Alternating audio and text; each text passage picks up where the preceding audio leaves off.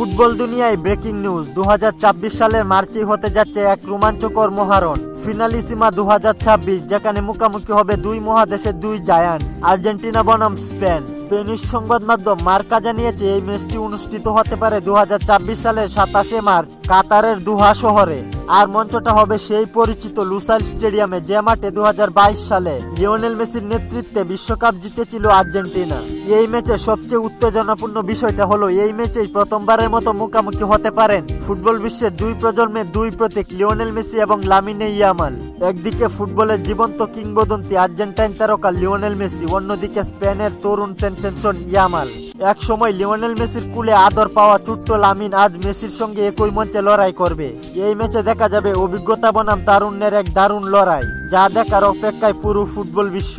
তবে বহুল প্রতীক্ষিত এই ম্যাচটির এখনো অফিসিয়াল ঘোষণা আসেনি, তবে একাধিক নির্ভরযোগ্য সূত্র জানিয়েছে অফিসিয়াল ঘোষণা খুব শীঘ্রই আসতে পারে। তাই সবাই অপেক্ষায় কখন অফিসিয়ালি নিশ্চিত হবে এই আলোচিত ফিনালিসিমা 2026। তাহলে আপনারা এই মহারণে কাকে সমর্থন দিচ্ছেন, গড লিওনেল মেসি নাকি তরুণ সেনসেশন লামিনে ইয়ামালকে?